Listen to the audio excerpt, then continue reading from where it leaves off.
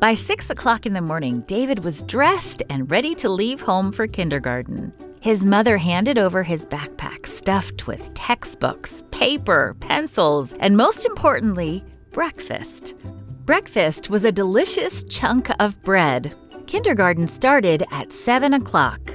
After a few lessons, it was finally time for breakfast. David eagerly pulled the bread from his backpack. He was hungry.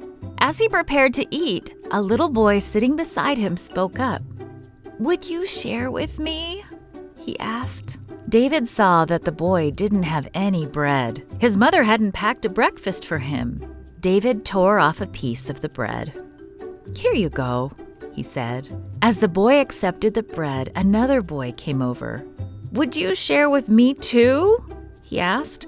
David saw that this boy also didn't have any bread. His mother also hadn't packed him a breakfast. David tore off another piece of bread. "Here you go," he said. Then a third boy came over. David guessed right away what he wanted. He saw that the boy didn't have any breakfast and must be hungry. Sure enough, the boy had a question. "Would you share with me?" he asked. David didn't have much bread left. He wondered what to do. Then he remembered a Bible story. In the story, God's prophet Elijah was hungry, and he went to a poor mother for help. He asked the mother, "Would you please give me some water and a piece of bread?"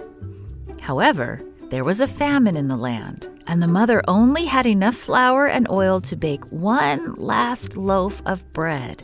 She had planned to eat the bread with her son, but shared it with Elijah instead.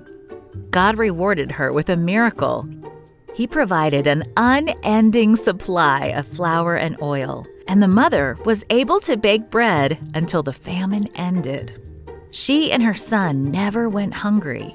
David had heard the Bible story in Sabbath school. The Sabbath school teacher had told the children, "You need to share with those who are hungry." David broke the last of his bread in half. "Here you go," he told the hungry boy.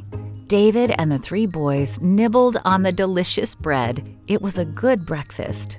David felt good that he had been able to help the other boys. His own breakfast wasn't big, but he didn't get hungry before kindergarten ended and he went home for lunch. The next day, the same thing happened again. When David pulled out his bread for breakfast, other boys asked him to share. David shared again, and again he felt good. After that, children asked David to share his breakfast every day. Today, David is 13 years old, and he has shared his food for 8 years. His kindness has surprised some classmates, and they ask, "Why are you sharing?"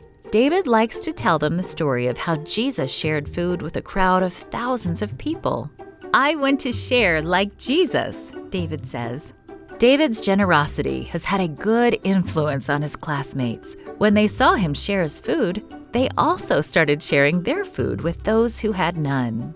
"Sometimes I feel hungry because I give away so much food," he says, "but I'm happy because I can follow Jesus' example of sharing. I believe that I'm sharing the light of Jesus with my friends."